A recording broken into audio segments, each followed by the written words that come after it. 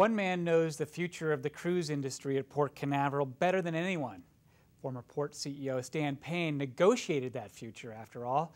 For most of the past decade, Payne delivered the deals that put Port Canaveral on the world map and will keep the Disney, Carnival, and Royal Caribbean ships here for years. After his resignation in March, the Canaveral Port Authority kept him on staff and salary for 3 months to see through the latest multi-million-dollar contract with Carnival. So why did he quit? Political watchers in Brevard know he did so under pressure from a newly configured port commission.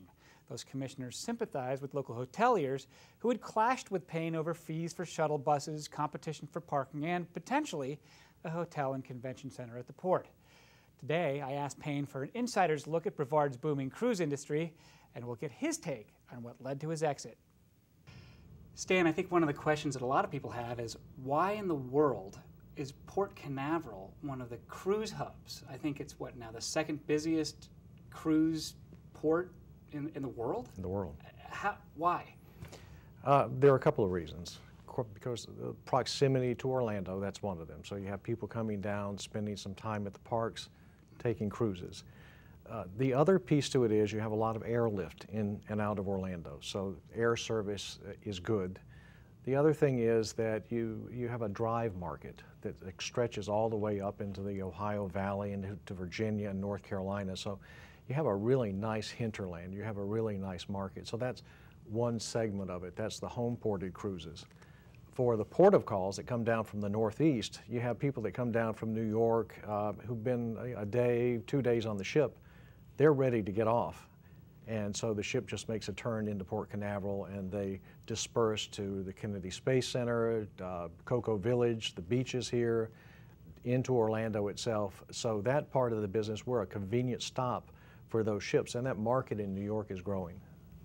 So why not then Jacksonville? What has Port Canaveral done better from a business standpoint in dealing with the cruise lines than some of the others? I think I would say that we reached a critical mass some time ago, and that's really a testament to the people who were my predecessors that built that critical mass of the cruise business starting in the 1980s. And what we were able to do is build on that and produce the facilities. Remember, a cruise facility can cost $50, $60, even $90 million. So it's not for the faint of heart. But you have to have that critical mass to sustain that kind of business. And you know, Jacksonville's got a cruise terminal that's small, number one, and number two, it's on the wrong side of a bridge, so that's limiting in itself. And the second thing is their airport doesn't have that kind of lift that Orlando International does. So a lot of different elements went into that. You just got done negotiating the contract with Carnival Cruise Lines. Give us some details on that. What does it do? A hard-fought negotiation. They all are. I tell someone that I had been in negotiations with cruise lines constantly since 2007, and it is true because you go from one to the other, and then you start going back again with refinements and all. What it does is it's a 6-year agreement. It guarantees somewhere in the nature of $38 million to the port. That's just a baseline. You know, that's just a financial guarantee, which is the way these contracts are going. So sort of the lease payment. That's exactly right. And so it doesn't include parking revenues. It doesn't include, you know, a lot of the extras, a lot of the extra ships. It's just a baseline financial guarantee. But if you look at it in these terms, you got a $65 million terminal, and 6 years you've got a basic payment over those 6 years of $38 million. So the terminal basically pays for itself in a short time. How would you describe these three different major cruise lines that we deal with? They seem like they have a little bit different marketing approach to us passengers, but do they have different personalities in terms of dealing with them, you know, in business? Absolutely, absolutely. Very, very different personalities. Not one better than the other, but just different. And how so? They're all hard to negotiate with. As you can imagine, negotiating with a company like Disney that insists on quality, that has that brand, but Carnival is the same way. Royal Caribbean too. Without going into some of the secrets of their personalities, let's just say that they are hard negotiators, but they really want the best for their passengers. And I think that that's something people need to realize, that in the end, when they negotiate, it's not simply the bottom line, but they want to have their passengers served well. Who are the competitors for Port Canaveral? I mean, is it the ones that I just mentioned? Are there other ports that can take away our cruise business if we're not careful? You know, there's always the possibility of what I would call slippage. Right now, Tampa, of course, has a bridge problem as well. So you've got Jacksonville and Tampa both have bridge problems. Meaning that the ships can't fit underneath the bridges? The larger ships can't. Okay. So they've been talking in Tampa about actually moving the cruise facilities out of downtown, basically, and south. The biggest competitor is probably Miami. I have a lot of respect for Bill Johnson. He's a good personal friend, and I think he's done a wonderful job down there. But Miami has been forward-thinking, you know, I say that they're the top competitor. You mentioned the big ships. I know that Royal Caribbean and well, every so often we hear about some new mega cruise ship that's going to come out. And then I go out to Port Canaveral and I look and I say, how could they possibly fit here? I mean, where can these ships go? Can they fit at Port Canaveral? They can. You know, the port's going through that process right now, trying to figure out where. When, you know, I guess in the last year or so, I had some conversations with Royal Caribbean, first about bringing one of their new ships, the Quantum of the Seas, in for port of calls, and it's a big ship. But then that led to a discussion about another ship they have on order, which is the third of the Genesis class, which will be the sister of the Oasis and the Allure, about a 6,200 passenger ship. So there is an opportunity at Port Canaveral for that ship, but they've got to figure out, you know, is it cost effective to do it, and where they would put the terminal. And that's why I think they're going through the process of looking at the terminal on the south side of the port. But, you know, that third ship in the Genesis class has been in play for some time. So how is the port doing financially? You know, we had this news back in the early part of 2013 here. One of the port commissioners, seeing struggling schools, was contemplating a $5 million gift from the port to the school district. And that, I think a lot of people thought, my gosh, how could they possibly afford that? Can the port afford something like that? Well, I'll answer your first question. Okay. The first question is, how's the port doing financially? And it's doing very well. I'd be surprised if it weren't in the top 5 in the country, especially when you look at growth over the past couple of years, that in 2011 and 12, revenues grew 40%. And you don't see that kind of growth in a mature port anywhere. So the port is doing very well financially. But I didn't mean to necessarily say, would you spend the money on the schools? But I mean, well, you know my weak spot. But it sounds like they have a lot of capital. There's a lot that the port can do in terms of construction or investment or whatever. Yes. And I think that it was a philosophical question. Of course, you're talking about one of the biggest advocates for the Brevard Public Schools here, because my kids have absolutely flourished at VR High School and all the schools in the system that they attended. So I'm a big advocate for that. That's another subject. It's a philosophical question about using that money outside of the port.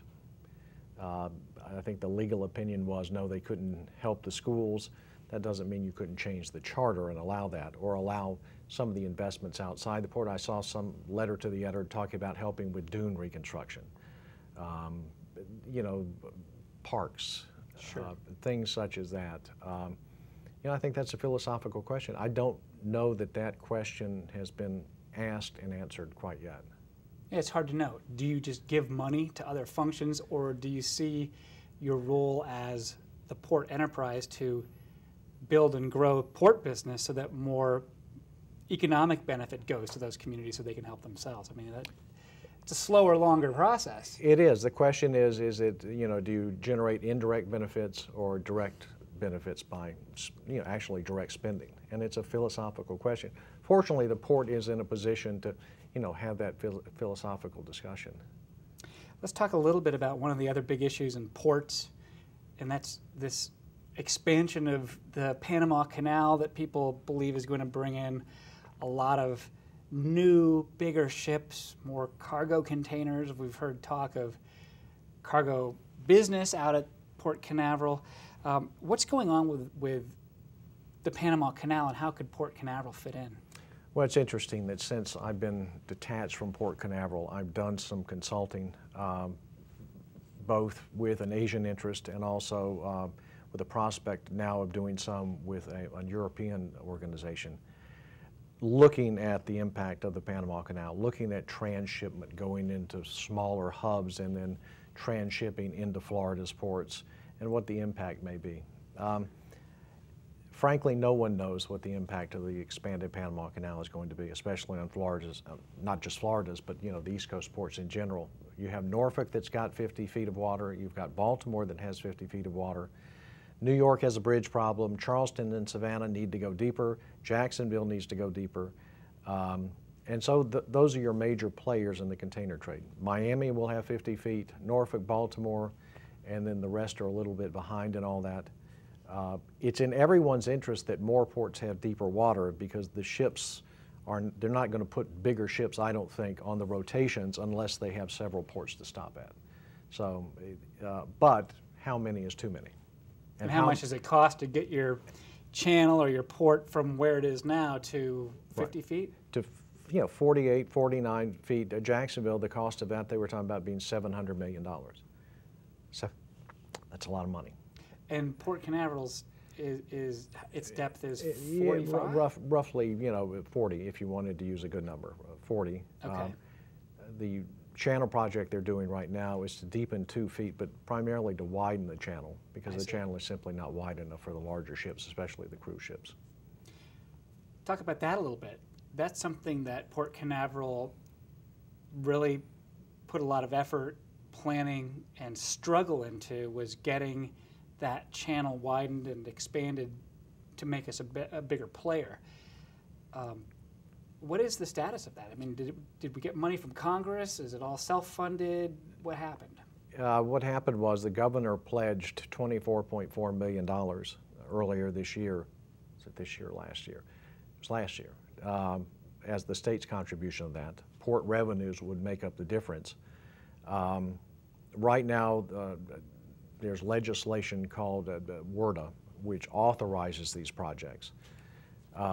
There hasn't been a WRDA bill in 5, 6, 7 years. So I think on the one hand, the port is looking to have the project authorized by the Corps of Engineers so that they will take up the maintenance of it after it's deepened. But the port can go ahead on their own to deepen and widen the channel. So it's in a really good position to be able to do that, to have the revenues to do that, to have the pledge from the governor.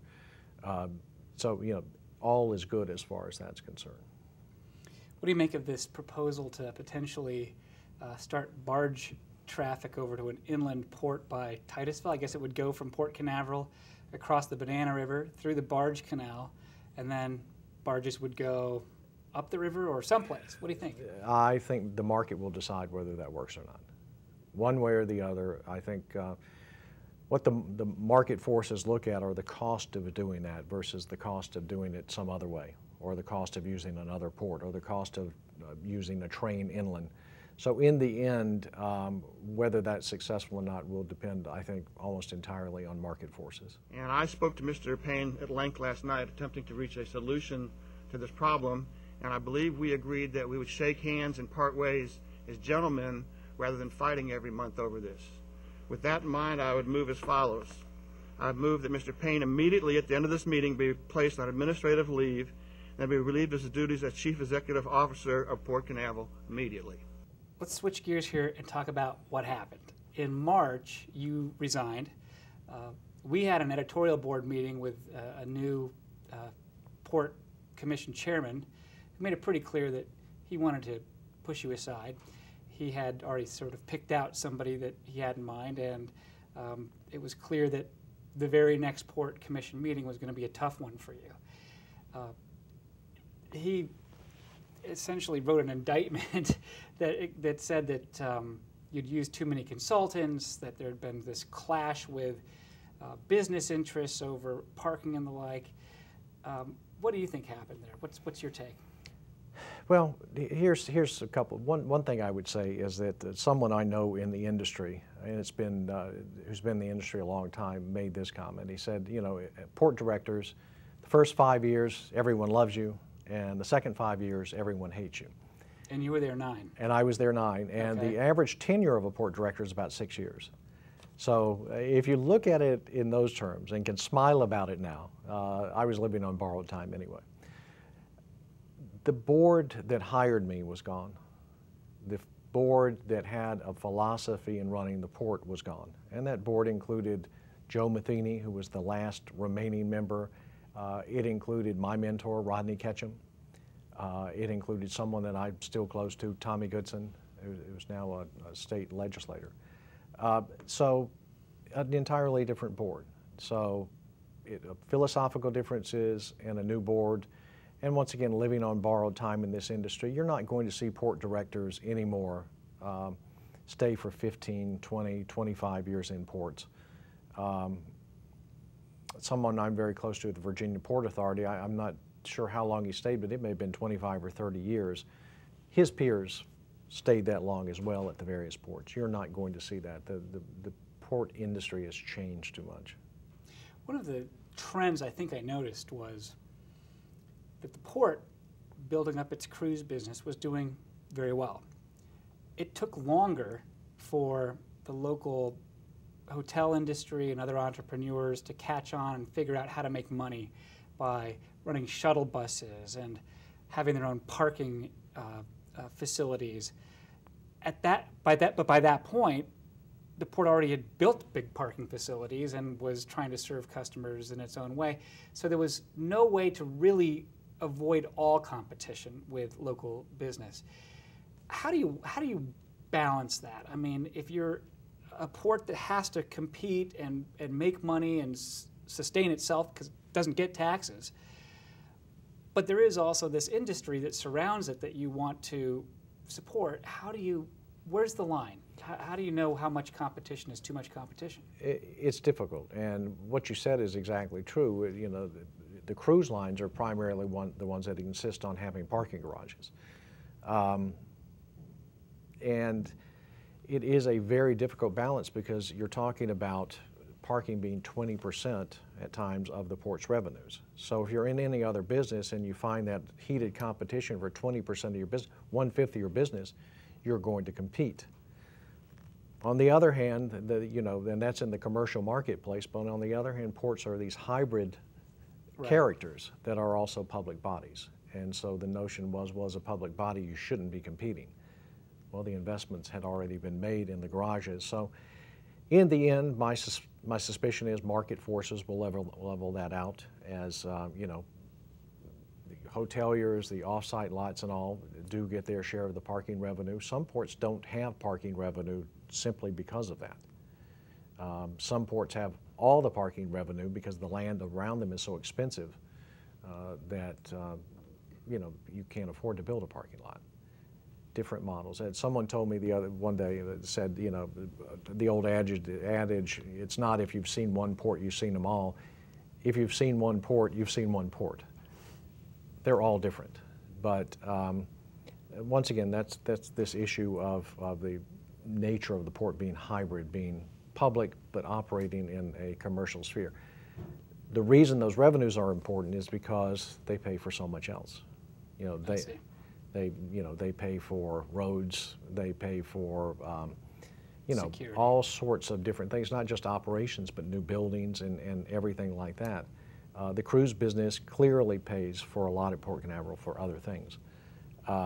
And that includes the parking pays for some other things as well, which is not a thing in the world wrong with that.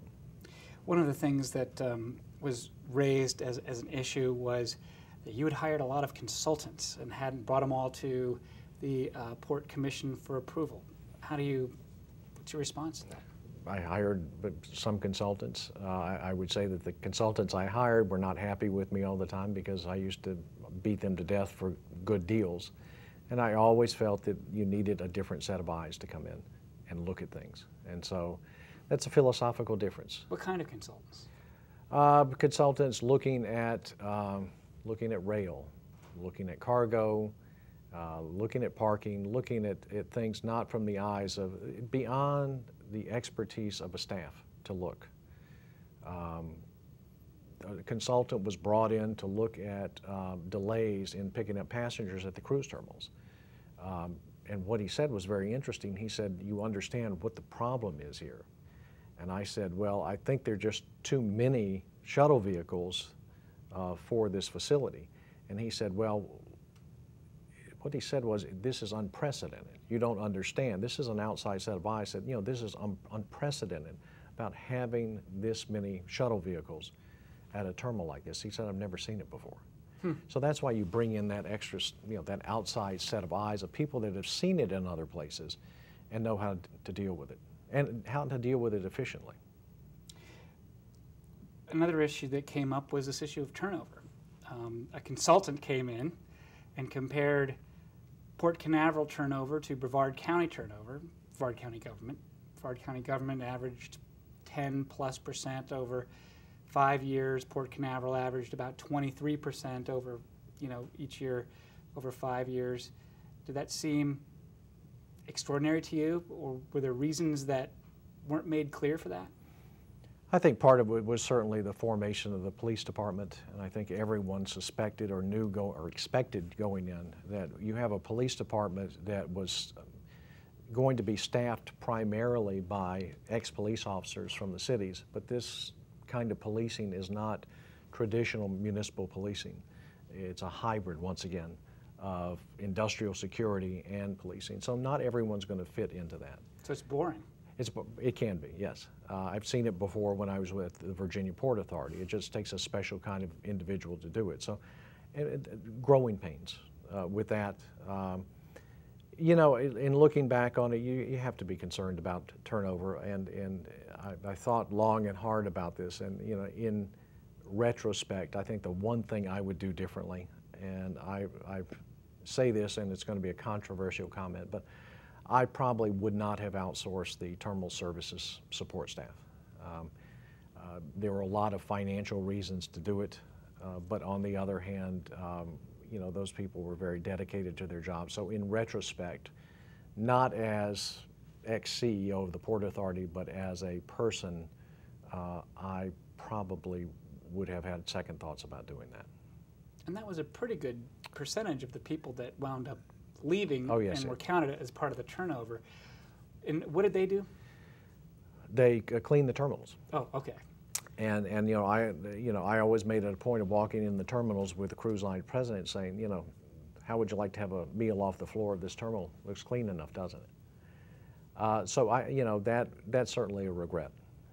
My other regret, I guess, in dealing with the turnover and dealing with the people, as I was leaving, a comment was made by one of the outside workers, can't we go back to the way it used to be where, you know, we could deal directly with Mr. Payne?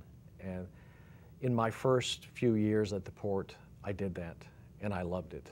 I absolutely loved doing that, being outside and getting to know the people. And, you know, as things got busier and all, it just got to be the kind of thing that I couldn't do on a regular basis like I wanted to do. I used to negotiate the labor contracts, which was good because it let me sit and talk to the people and all, and I was told I couldn't do that. That was not a good idea legally. So, you know, a regret there.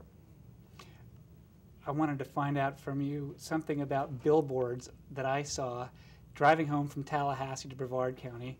I think I hit Lake City, and you would have thought if you were an alien landing in Florida that there were three things happening.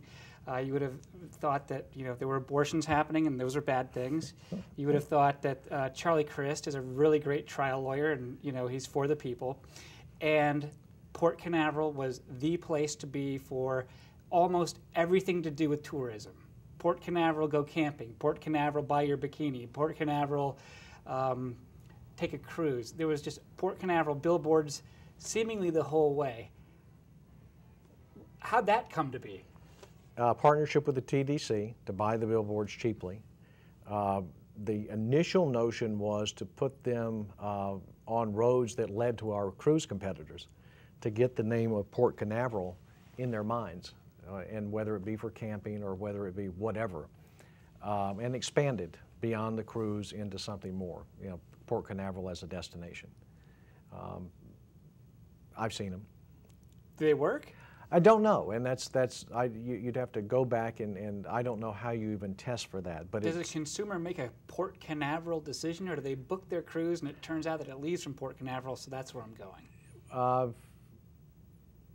Probably both. Okay. And what you try to do as a port director is you want to shift that line of thinking into, no, I want to go out of Port Canaveral. Now, if I see a billboard that says Port Canaveral has, you know, places to eat, Port Canaveral has camping, and maybe it's a family-friendly port, and maybe that's where I want to take a cruise from as well. So there's sort of the link. When I paid a visit to you one time, it might have been a year or two ago, I stood at the top of that port building and looked down over the business end of the port there, and it looked like a little Lego city with all kinds of things being exported and brought in. And what are some of the, what do you think is the most unusual thing you've ever seen shipped out or into Port Canaveral? Well, certainly what is the most unusual was when the founder of Amazon brought in the rocket engine. Oh. And I couldn't help myself. I went down and talked to him while I was on the dock. This was the old Saturn rocket engines, yes. Or something that fell into the ocean, and he found him at the bottom. And I couldn't help it. You know, he's someone that I very much admire, and I got to talk to him. And all he wanted to do was talk about my job. Gosh, what a neat job you have. You mean you're in charge of this and this? And I thought, you know, here you are talking to me about how cool my job is. That's what he said. And I thought, well, anyway, it was you know, a kind of a lifetime dream to meet. Stan Payne, thank you so much for joining us here today. Thank you. Well, that's our program. To publish your opinion on anything you heard today, send us an email address to letters@floridatoday.com. We'll see you right here next week on WEFS and floridatoday.com.